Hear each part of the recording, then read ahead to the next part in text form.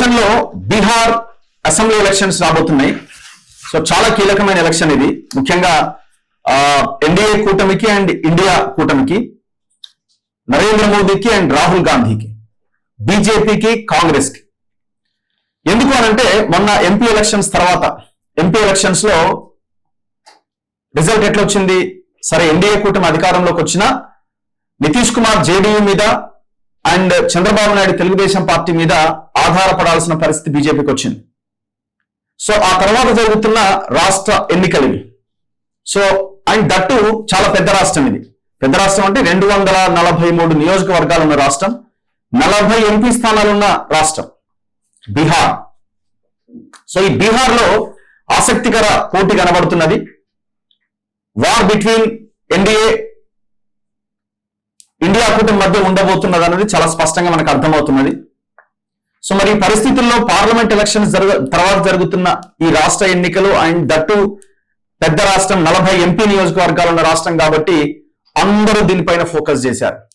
ఒకవేళ ఎన్డీఏ గెలిస్తే, BJP Nitish JDU కలిసి అంటే ఈ కూటమి గెలిస్తే ఖచ్చితంగా మేము చాలా బలంగా ఉన్నాము, ఇండియా కూటమి మమ్మల్ని ఏమీ చేయలేదని వాదన బలంగా ముందుకు తీసుకెళ్ళడానికి అవకాశం ఉంది. ఒకవేళ కాంగ్రెస్ ఆర్జేడీ కూటమి కనుక గెలిస్తే అయిపోయింది, మొన్న ఎంపీ ఎలక్షన్లో చూసి ఇప్పుడు కూడా పరిస్థితి అటు ఇటుగా ఉందని చెప్పుకోవడానికి అవకాశం ఉంటుంది. సో ఇట్లా అందరూ ఎవరికి వాళ్ళు ఎత్తులకు పై ఎత్తులు వేస్తున్నారు. మొత్తం 243 అసెంబ్లీ నియోజకవర్గాలు ఉన్న ఈ రాష్ట్రంలో ఎన్డీఏ కూటమి BJP, JDU, LJP, Bharatiya Janata party, Janata Dal you, LJP, ఎవరు చిరాగ్ పాస్వాన్ సంబంధించిన పార్టీ ఇది. రామ్ విలాస్ పాస్వాన్ వాళ్ళ ఫాదర్ ఉండి ఆయన చనిపోయారు.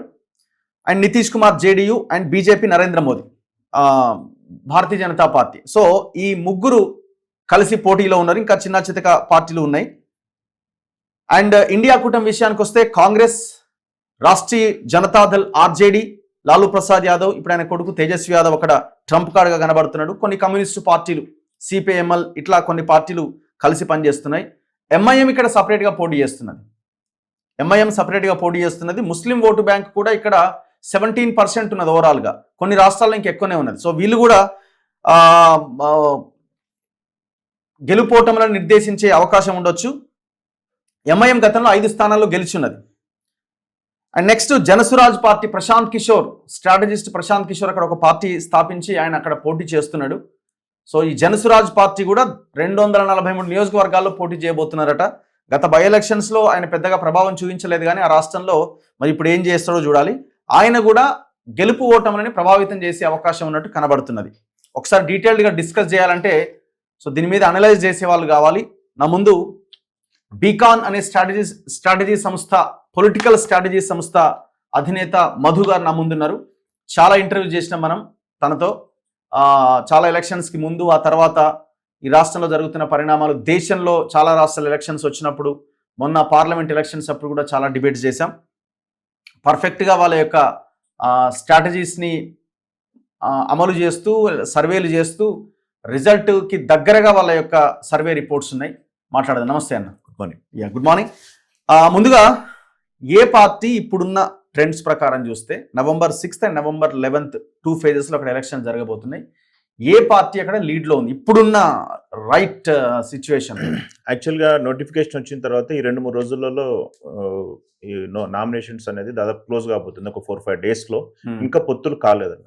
పొత్తులు కరెక్ట్గా అయితేనే రిజల్ట్ అనేది చెప్పగలుగుతాం. ఎందుకంటే ఇది చాలా పెద్ద గేమ్. బీహార్ అనేది చాలా పెద్ద గేమ్ చేంజర్. సో ఇది 2 పార్టీలకు important. Present at this moment మనం లీడ్ గురించి చెప్పేటప్పుడు లాస్ట్ కన్క్లూజన్ లో ఎవరికి ఎడ్చున్నది మనం చెప్పగలుగుతాం. సో ఇప్పుడు ఎవరికి ఇంపార్టెంట్ అని మీరు ఇంతకుముందు చెప్పారు కదా, దాంట్లో ఇంపార్టెంట్ ఎవరికంటే బీజేపీకి ఇంపార్టెంట్, అదే విధంగా కాంగ్రెస్ కి ఇంపార్టెంట్. ఎందుకంటే ఇండియా టుడే సర్వేలో మోడీ గారి గ్రాఫ్ ఒక 4% డౌన్ చూపెట్టినారు. 420 అన్నదాన్ని 240 వరకు అడ్జస్ట్ అయ్యి చంద్రబాబు నాయుడు గారి మీద, నితీష్ గారి మీద ఆధారపడి గవర్నమెంట్ చేసే ఫామ్ తర్వాత వచ్చిన ఎలక్షన్ కాబట్టి, సో డెఫినెట్ గా ఇది మోడీ గారికి ప్లస్ రాహుల్ గాంధీ గారి ఒక గ్రాఫ్ పెరుగుతుందని చెప్పేసి ఓట్ చోర్ యాత్ర ద్వారా అట్లా హైప్ వచ్చింది కాబట్టి సీట్లు గెలుచుకునే దాన్ని బట్టి ఉంటది. కాకపోతే ఎలక్షన్ ఏంటంటే పార్లమెంట్ ఎలక్షన్ తర్వాత అసెంబ్లీ ఎలక్షన్ ఇప్పుడు వచ్చింది కాబట్టి డబుల్ ఇంజన్ సర్కార్ అనేది మేము పనిచేయవచ్చు అని మేము అనుకుంటున్నాం. ప్రెసెంట్ ప్రతి అంశం కూడా ప్రతి చిన్న పాయింట్ కూడా దీంట్లో చాలా కీలకంగా ఉంటది. ఇది ఒక వెబ్ సిరీస్ లాగా ఉంటది. అంటే ఎలక్షన్ లో చాలా పార్టీలు ఉంటాయి, ఇక్కడ చాలా కులాలు ఉంటాయి, మతాలు ఉంటాయి, జియోగ్రఫికల్ గా డిఫరెంట్ ఉంటుంది బీహార్ అనేది. సో కమ్యూనిటీ వైజ్ ఎక్కువ ఎలక్షన్స్ జరుగుతాయి. సో దీన్ని ఎవరు ఎక్కువ మంచి గేమ్ ఆడితే వాళ్ళు గెలిచే అవకాశం ఉంది. సో మన దగ్గర ఎక్కువగా ఇప్పుడు ఆంధ్రప్రదేశ్ లో క్యాస్ట్ ఎక్కువగా ఇది ఉంటది, అక్కడ కూడా డబ్బుల ప్రవాహం చాలా ఎక్కువ. మన దగ్గర కూడా డబ్బుల వ్యవహారం నడుస్తుంటది. సరే క్యాస్ట్ పాలిటిక్స్ మన దగ్గర అంత ఉండకపోయినా కొన్ని రకాల సెంటిమెంట్ అంశాల మీద ఎమోషనల్ ఇది ఉంటది. అక్కడ ఏ ఫ్యాక్టర్ ప్రధానంగా? అక్కడ మేము మా టీం అంటే ఒక 3 members టీం మాకు ఎప్పటికప్పుడు డేటా పంపించే ప్రకారం మెయిన్ కుల ప్రతిపదికనే ఉన్నది. కులాలే. తర్వాత డబ్బు అనేది మన తెలంగాణలో ఉన్నంత రిచెస్ట్ ఎలక్షన్ కాదు. ఇక్కడ 100 కోట్ల ఒక ఎలక్షన్ జరగదు ఒక క్యాండిడేట్ కు.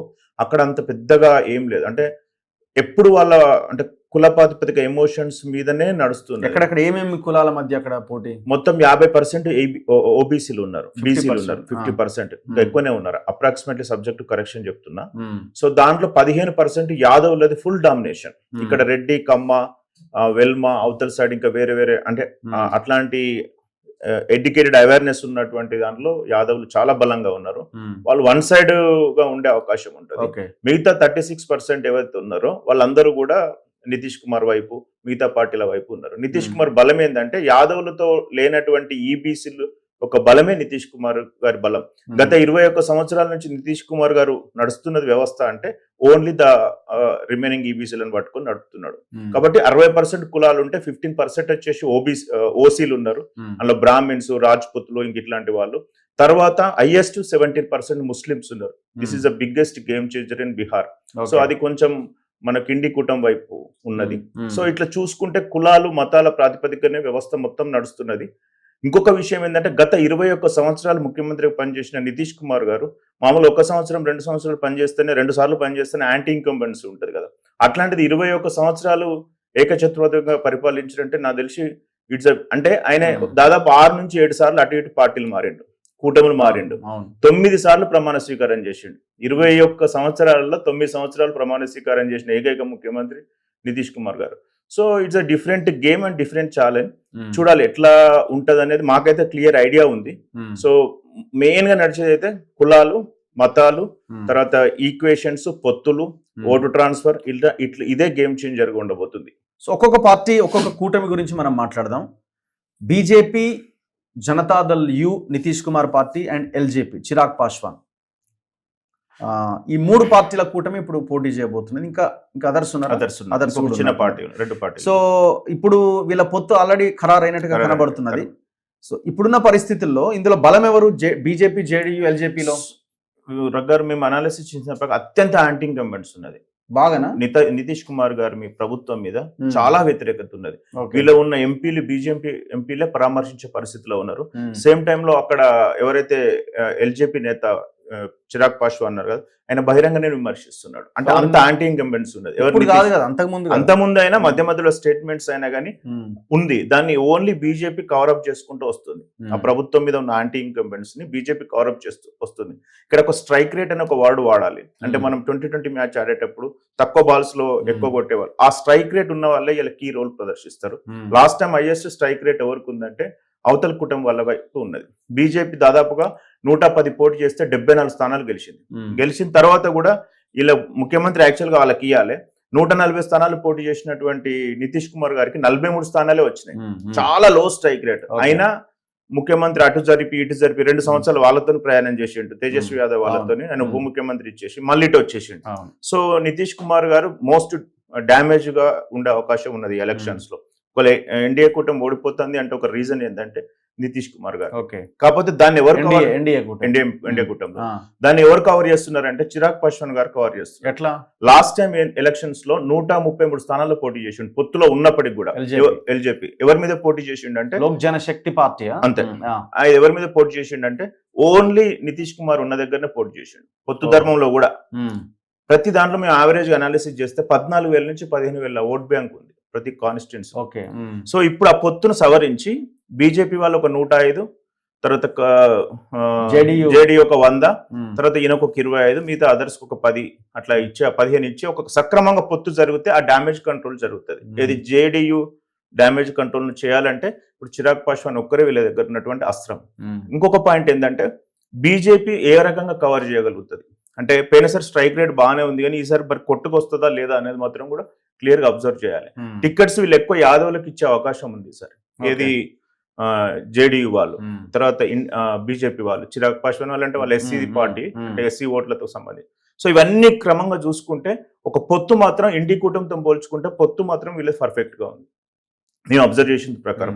ఆ పొత్తుల మధ్యలో ఓటు ట్రాన్స్ఫర్ ఎట్లా జరుగుతుందో చూడాలి. తెలంగాణ ఆంధ్రాలో బీజేపీ తెలుగుదేశం తర్వాత జనసేన మధ్యలో జరిగింది కదా ఒక పొత్తు, ఆ పొత్తులో ఓటు ట్రాన్స్ఫర్ పర్ఫెక్ట్ జరిగింది కాబట్టి ఆ రకమైన రిజల్ట్ వచ్చింది.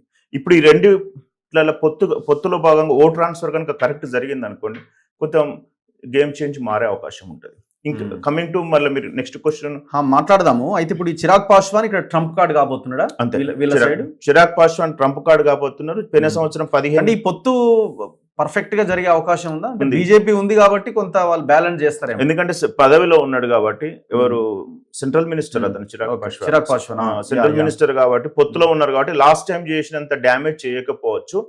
ఆయన 40-50 సీట్లు అడుగుతున్నాడు, దాన్ని కట్ ఆఫ్ లో 40-30 వరకైనా తీసుకొచ్చి ఇంకొక 10 స్నేహపూర్వ పోటీ ఉండే అవకాశం. ఇప్పుడు నితీష్ కుమార్ పరిపాలన మీదనే యాంటీ ఇన్కంబెన్సీ లేకపోతే పార్టీలో అండ్లకు పోయి ప్రతి దాంట్లో యాంటీ ఇన్కంబెన్స్ ఉంది. పరిపాలన మీద యాంటీ ఇన్కంబెన్స్ ఉంది, తర్వాత పార్టీలు మారుతారనేది యాంటీ ఇన్కంబెన్స్ ఉంది. 21 సంవత్సరాలు అతని మానసిక పరిస్థితి మీద కూడా ఈ మధ్యలో చాలా రూమర్స్ వస్తున్నాయి. అంటే జ్ఞాపక శక్తి కోల్పోవడం. ఈ మధ్యలో ప్రశాంత్ కిషోర్ కూడా ఒక స్టేట్మెంట్ ఇచ్చాడు, కరెక్ట్ క్యాబినెట్ మినిస్టర్ల పేర్లు చెప్పగలుగుతారా అనేటువంటిది. అంటే నాకు తెలిసినంత వరకు నితీష్ కుమార్ ఎరా అనేది దాదాపు ఈ ఎలక్షన్స్ తోని క్లోజ్ కాబోతుంది. ఈ రిజల్ట్స్ మీదనే అతను భౌతిక ఈ రిజల్ట్స్ ఒకవేళ మేము గెలిస్తే ముఖ్యమంత్రి నితీష్ కుమార్ అని ప్రకటించారు. కూటమి ప్రకటించింది. అంటే ఒక కూటమి పోదు. అదే గనక 420 వాళ్ళకి అక్కడ ఉండేది ఉంటే ఇవాళ బీహార్ గేమ్ వేరే ఆడేది బీజేపీ. కాకపోతే ఇప్పుడు ఏంటంటే అంత రిస్క్ తీసుకునే పరిస్థితి లేదు సెంట్రల్ లో.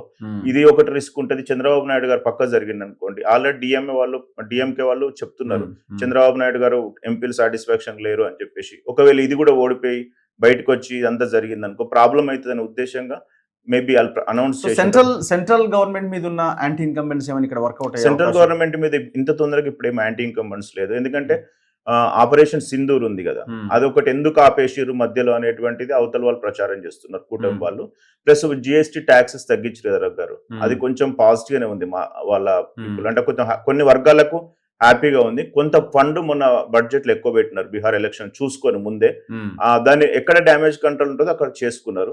తర్వాత మోడీ గారు కొంత స్పెషల్ స్ట్రాటజీస్ తో అప్లై చేస్తున్నారు దీని మీద. ఎందుకంటే ఈ నెక్స్ట్ వచ్చే ఎలక్షన్స్ కేరళ గానీ బెంగాల్ గానీ ఆ తర్వాత నెక్స్ట్ తమిళనాడు గారికి ఇది ఇంపార్టెంట్ ఎలక్షన్. అండ్ దట్టు ఇప్పుడు ఈ మహిళలకు ఏదో 10,000 రూపాయలు అన్నది అది అమలవుతుంది. మహారాష్ట్రలో లడ్కీ బహన్ యోజన అని ఒక ప్రవేశపెట్టారు. అప్పుడు 10,000 ట్రాన్స్ఫర్ చేసారు కదా. ఇది సెప్టెంబర్ ఆ తర్వాత ఆగస్టులో ఏదో ట్రాన్స్ఫర్ చేసేసారు already. Election indirectly buying the votes అంతే కదా, మరీ రాడ్ గా చెప్పుకుంటే కరెక్ట్ కాదు కానీ. సో ఆ స్కీమ్ అమలైంది, అది కూడా పెద్ద బిగ్గెస్ట్ గేమ్ చేంజర్. అంటే వీళ్ళు ఎక్కడెక్కడ యాంటీ ఇన్కంబెన్స్ ఉన్నదో అక్కడ మహిళా ఓట్లు ఎక్కువ ఉన్నారు, కానీ వ్యతిరేకత చాలా తీవ్రంగా ఉంటే ఎవరేం చేయలేరు. అవును, ఒకవేళ బ్యాలెన్స్డ్ గా కొంత అటు ఇటుగా ఉండి హోరాహోరీ ఫైట్ ఉన్నప్పుడు ఇవన్నీ మనం ఉపయోగపడతాయి ప్రతి ఓటు. అంటే ఇంకో ఇంట్రెస్టింగ్ పాయింట్ చెప్తాను, లాస్ట్ ఎలక్షన్ లో 37% వాళ్ళకి వచ్చింది, 37% వీళ్ళకి వచ్చింది, మిగతా అదర్స్ కి వచ్చింది కదా 2020 ఎలక్షన్స్ లో. ఓన్లీ 11,000 హైయెస్ట్ వచ్చింది ఈ కూటమిల మధ్యలో. అంటే చాలా హోరాహోరీ ఉంటది. ఇది వన్ సైడ్ ఎలక్షన్ ఏం కాదు, హోరాహోరీ ఉంటది. కాకపోతే ఏది గేమ్ చేంజర్ అనేది ఒక 10 మీకు గేమ్ చేంజర్ చెప్తే అందులో ఏది ఎక్కువ ఇన్ఫ్లుయెన్స్ యూజ్ చేస్తే అది ఉంటది. అది ఓట్ ప్రక్షాళన రాహుల్ గాంధీ యాత్ర అనేది బీజేపీ కూటమికి ఏమైనా యాంటీ అయ్యే అవకాశం లేదా? రగ్గర్ ఇది ఓటు ప్రక్షాళన, ఈ ఓట్ చోరీ ఓట్ అధికార యాత్ర అని పెట్టినారు కదా. యాక్చువల్గా ఎట్లా ఇచ్చిందంటే సిపిఐఎంఎల్ ఒక అభ్యర్థికి 2 ఓట్లు ఉన్నాయి, ఉన్నప్పుడు అది గుర్తించి నిన్ను తీసేస్తాము, డిక్వాలిఫై చేస్తామని చెప్పేసి, డిస్క్వాలిఫై చేస్తామని చెప్పేసి చెప్పినారు. నా ఓటు తీసేయండి అన్న దగ్గర స్టార్ట్ అయినది. ఇది మొత్తము సర్ అంటాం, SIR స్పెషల్ ఇన్వెస్టిగేషన్ రిజల్యూషన్ అంటే పెట్టినారు. అంటే ఇప్పుడు మనకు తెలంగాణ కూడా వస్తుంది ఇది.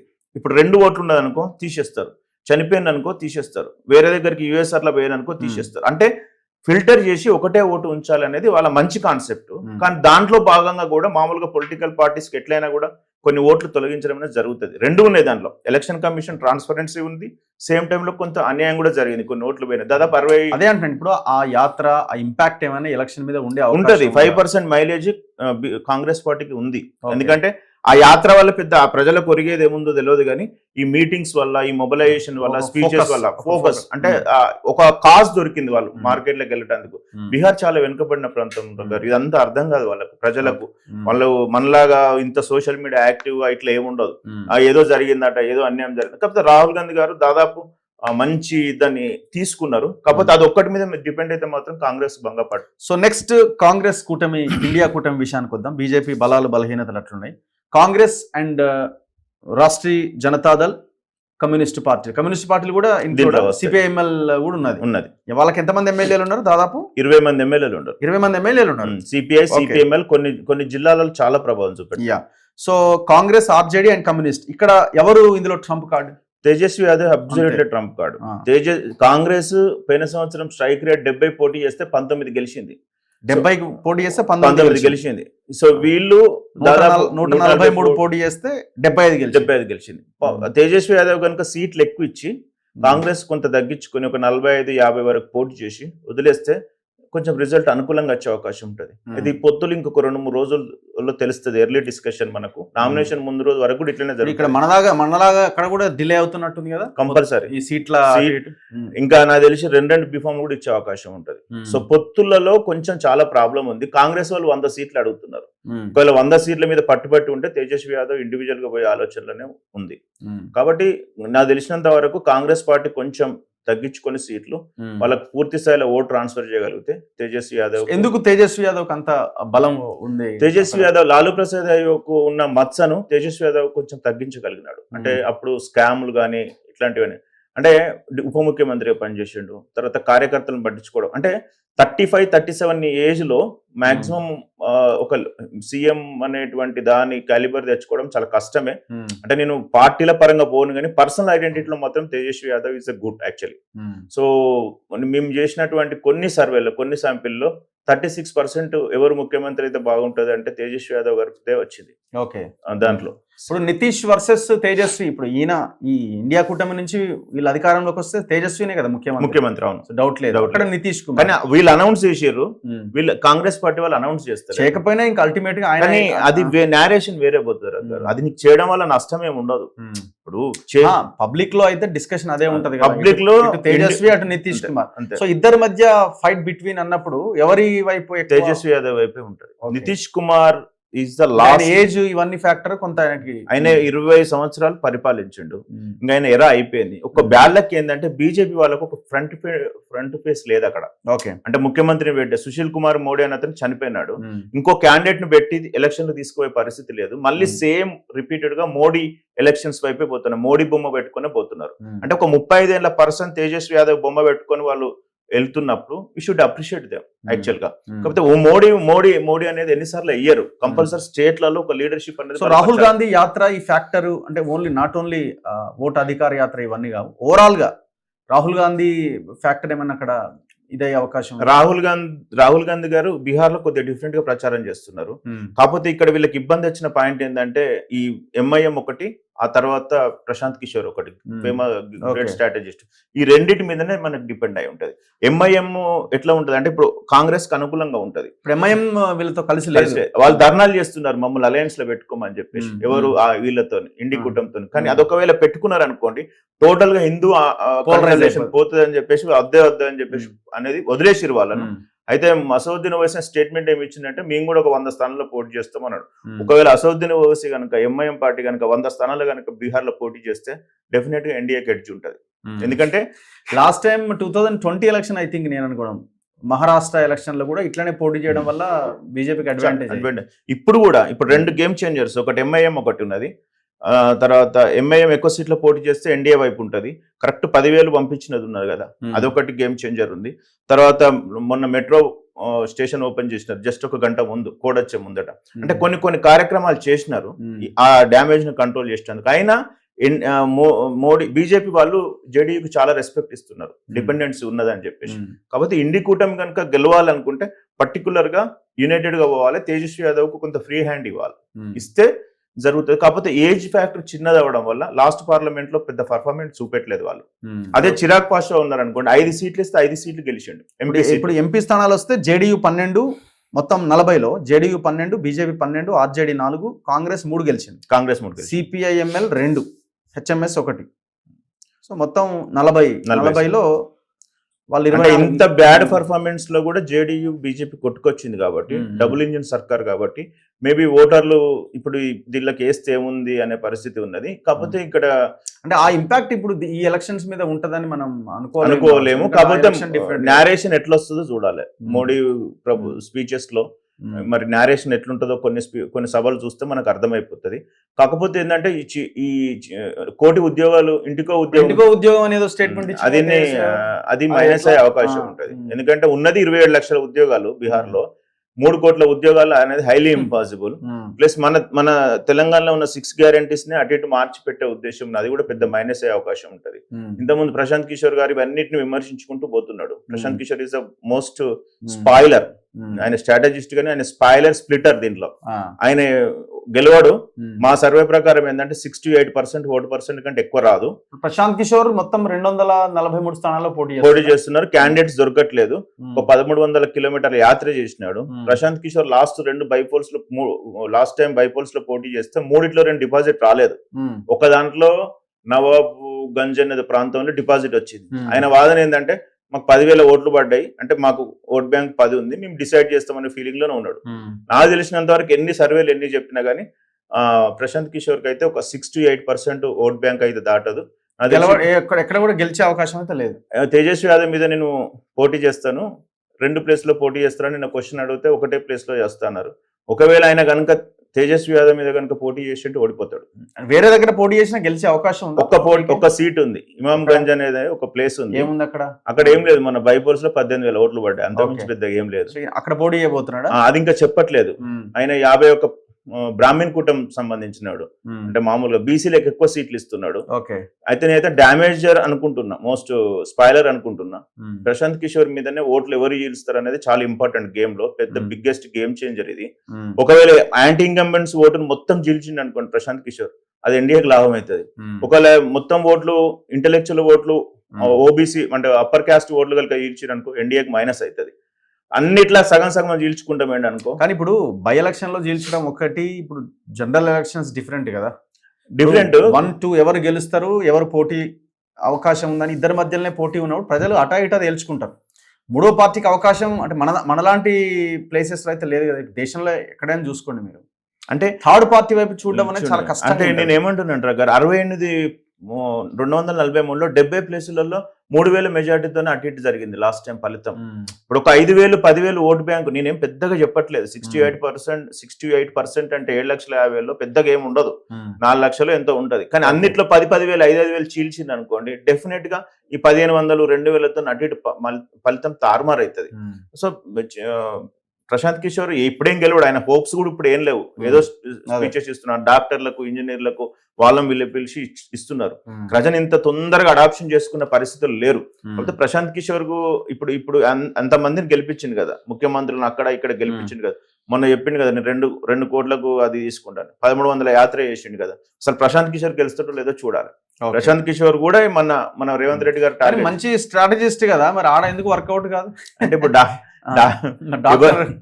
ఎవరిదాలు వైద్యం చేసుకోలేరు కదా, పక్కనికి ఏదైనా చెప్పచ్చు. ఇప్పుడు అవతల సైడ్ ఉన్నప్పుడు ఏదైనా మాట్లాడతాం, ఇప్పుడు తెలుస్తుంది ప్రశాంత్ కి. కాకపోతే లాంగ్ టర్మ్ మొత్తం ప్రశాంత్ కిషోర్ కు 2000 నెక్స్ట్ వచ్చే అసెంబ్లీ ఎలక్షన్, పార్లమెంట్ ఎలక్షన్ లో మట్టుకు డెఫినెట్ గా ఉంటాయి. ఎందుకంటే ఇప్పుడు వచ్చే ప్రభుత్వంలో అన్ని హామీలు ఇస్తారు, అవి నెరవేర్చవు, దాన్ని యూజ్ చేసుకుంటారు. కాకపోతే ఏంటంటే పీకే మాత్రం ఇంకా స్ట్రాటజిస్ట్ గా అయితే. రేవంత్ రెడ్డి ఎందుకు తిరుగుతున్నాడు? ఎలక్షన్ సంబంధం లేదు కదా. రేవంత్ రెడ్డి తిట్టడానికి మామూలుగా సోషల్ మీడియా చాలా చెప్తున్నారు, కానీ బీహార్ లో ఎప్పుడో అన్నాడు అనేది ఒకటి ఉద్దేశం. అయితే స్టార్ క్యాంపెయినర్ గా ఉన్నారు ముఖ్యమంత్రి గారు. అక్కడ పోయినప్పుడు స్పీచెస్ లో ఉంటది. ప్లస్ ఇంకోటి ఏంటంటే కాంగ్రెస్ కు 4 రాష్ట్రాల్లో సపోర్ట్ ఉంది. ఒకటి కర్ణాటక, ఒకటి మనది, ఒకటి హిమాచల్ ప్రదేశ్, కొద్దిగా జార్ఖండ్. ఇప్పుడు వాళ్ళకి ఫైనాన్స్ మేనేజ్మెంట్ కానీ లేకపోతే పైసలు పోతాయని అంత పెద్ద దానికి మనం మాట్లాడలేం. కానీ ఎక్కడిదక్కడ కాంగ్రెస్ పార్టీని రేవంత్ రెడ్డి గారిని చెక్ పెడితే ఏదన్నా కొద్దిగా మనం ఆఫ్ చేయగలుగుతాం కాంగ్రెస్ ఫ్లోను. ఆయన తేజస్వి యాదవ్ టార్గెట్ చేస్తున్నాడు, జేడీయూని టార్గెట్ చేస్తున్నాడు. కాంగ్రెస్ ను కొంచెం చేస్తున్నాడు, బీజేపీని కొంచెం చేస్తున్నాడు. అంటే ఆయన టార్గెట్ అంతా తేజస్వి యాదవ్ ఇది. కాకపోతే ప్రశాంత్ కిషోర్ కనుక ఓడిపోయాడు అనుకోండి, సిచ్యువేషన్ ఉంటుంది. నాకు తెలిసినంత వరకు 6 నుంచి 8 సీట్లు మేము అనుకుంటున్నాం.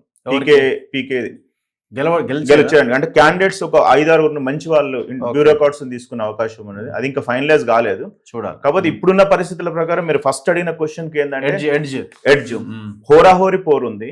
243కు 122, 123 వస్తే మనకు ఉంటది. దాంట్లో స్ట్రైక్ రేట్ ఎక్కువ ఉన్నటువంటి బీజేపీ పర్ఫార్మెన్స్ చేస్తే ఇండియా వైపు ఉంటది. అవతల సైడ్ ఏదైతే మీరు చెప్పినట్టున్నారు కదా, తేజస్వి యాదవ్ కనుక ప్రజలు నమ్మిరు అనుకోండి, వన్ సైడ్ వస్తుంది. ఏదున్నా 140 మార్క్ అయితే దాటదు రగ్గారు. 140, 130 ఈ ప్రాంతం వరకే అటు వచ్చినా ఉంటది. ఒకవేళ ఓట్ ట్రాన్స్ఫర్ కనుక జరిగి పర్ఫెక్ట్ గా క్యాంపెయినింగ్ పర్ఫెక్ట్ చేసి కాంగ్రెస్ వాళ్ళు ఎలాంటి తప్పులు చేయకుండా జరిగేది ఉంటే ఎన్డీఏకి ఎడ్జ్ ఉంటుంది మాకు తెలిసినంత వరకు. కాకపోతే ఇప్పుడున్న పరిస్థితుల్లో మనం టూ ఎర్లీ టు డిస్కస్. మీరు అవకాశం అంటే టీడీఎం ద్వారా ఈసారి మేము ఏమనుకుంటున్నామంటే 6వ తారీఖు ఎలక్షన్స్ కదా, అక్టోబర్ 6 నాడు ఎలక్షన్స్ ఉంటాయి కదా, 2 రోజుల ముందే నియోజకవర్గం వైజ్ రిలీజ్ చేద్దామని అనుకుంటున్నాం. ఎందుకంటే మీరు చాలా రోజులు సపోర్ట్ చేస్తున్నారు కాబట్టి డెఫినెట్ గా ఖచ్చితంగా కూడా ఇది చాలా మంచి గేమ్, చాలా ఇంపాక్టెడ్ గేమ్ గా ఉండబోతుంది బీహార్ అనేది. అండ్ లాస్ట్ క్వశ్చన్, ఇప్పుడు జూబ్లీహిల్స్ గురించి కూడా ఒక చిన్న క్వశ్చన్. ఏం జరగబోతుంది జూబ్లీహిల్స్ లో? జూబ్లీహిల్స్ మనం అంటే క్యాండిడేట్ సెలక్షన్ అయిపోయింది కదా కాంగ్రెస్ది, బీజేపీని ఇంకా కావాలి. సో కాంగ్రెస్ వర్సెస్ బీఆర్ఎస్ఏ ఉండే అవకాశాలు కనబడుతున్నాయి క్లియర్గా. సో మరి ఎట్లా ఉంటుంది, ఎవరికి ఎడ్జ్ ఉండే అవకాశం ఉంది అంటే ఇప్పటివరకు ఎవరికి బాగుంది? సెప్టెంబర్ 21 రోజు మనమే అనుకుంటా ఇంటర్వ్యూ చేసింది. అందులో మనం మూడు పేర్లు చెప్పినాం. ఒకటి రెడ్డి వర్గానికి అయితే సిఎన్ రెడ్డి గారు, తర్వాత మనం బొంతు రామ్మోహన్ గారు, నవీన్ యాదవ్ గారు చెప్పినాం. అవే 3 పేర్లు షార్ట్ లిస్ట్ అయి పోతే నవీన్ యాదవ్ గారికి ఇచ్చిండ్రు. కానీ నవీన్ యాదవ్ గారు గెలవాలంటే చాలా హార్డ్ వర్క్ చేయాల్సి ఉంటుంది. బీఆర్ఎస్ వాళ్ళ స్ట్రాటజీస్ ఎట్లుంటాయో ఇప్పటి వరకు మనం చూడలేదు. మైనారిటీ ఓట్స్ ఎట్లా ట్రాన్స్ఫర్ అవుతుందో తెలియదు. ఎంఐఎం క్యాండిడేట్ పెడతారో తెలియదు. గల్లీలలో మేము మళ్ళీ క్యాండిడేట్ అనౌన్స్ చేసిన తర్వాత చూస్తే కొంత అంటే ఎట్లుందంటే వాళ్ళు చెప్పలేకపోతారు వేస్తామా ఏమనేది. కాకపోతే వీళ్ళ న్యారేషన్ 3 సంవత్సరాల గవర్నమెంట్ ఉంది, మేము 200 కోట్ల అభివృద్ధి చేసినామా. నవీన్ యాదవ్ గారి వాయిస్ బాగానే ఉంది, కానీ వచ్చే ఇన్ఛార్జీలు వర్క్ చేయాలా రగ్గారు. ఇప్పుడు ఎవరైతే 11 మంది మనం లిస్ట్ పెట్టినాం కదా, ఆ 11 మంది కనుక ఆర్ట్ఫుల్ గా చేయకపోతే నవీన్ యాదవ్ గారికి చాలా ఇబ్బంది ఉంటుంది. ఎందుకంటే టీం వర్క్ అనేది రావాలా, ప్లస్ నేరేషన్ స్పీచ్ లో చాలా జాగ్రత్తగా మాట్లాడాలా. ఇప్పుడు మొన్న ఏదో పాత వీడియోస్ తీసి బీఆర్ఎస్ వాళ్ళు తర్వాత బీజేపీ వాళ్ళు ఇస్తున్నారు కదా, ఇంకొక రిస్క్ కూడా ఉండే అవకాశం ఉంటుంది. ఒకవేళ బీజేపీ ఓటు కనుక ఒక 5 to 10,000 ట్రాన్స్ఫర్ అయింది అనుకోండి at side BRS side, maybe the result May change. అంటే ఇది మీరు అనుకున్నంత టక్కన ఒక 50,000 మెజార్టీ మీద ఏదో చూసిన నేను 45,000 మెజార్టీతో మీరు అనుకున్న 45,000 మెజార్టీ అనేది ఉండకపోవచ్చు, కానీ కాంగ్రెస్ కి మాత్రం ఎడ్జ్ ఉంటుంది. Anyway thank you very much. చూద్దాం ఏం జరుగుతుంది అనేది. ఇది బీహార్ ఎలక్షన్ లో ముఖ్యంగా మనం మాట్లాడింది ఎక్కువగా. Bihar election November 6th and November 11th జరగబోతున్నాయి 2 phases లో. మరి ఎన్డీఏ కూటమా లేదు ఇండియా కూటమా, ఎవరు గెలవబోతున్నారు? Very interesting. దేశంలో ఈక్వేషన్ని మార్చే ఎలక్షన్ కింద ఇది కనబడుతున్నది. చూడాలి మరి ఏం జరుగుతున్నది. చూస్తూనే ఉండండి మన తొలి వెలుగు.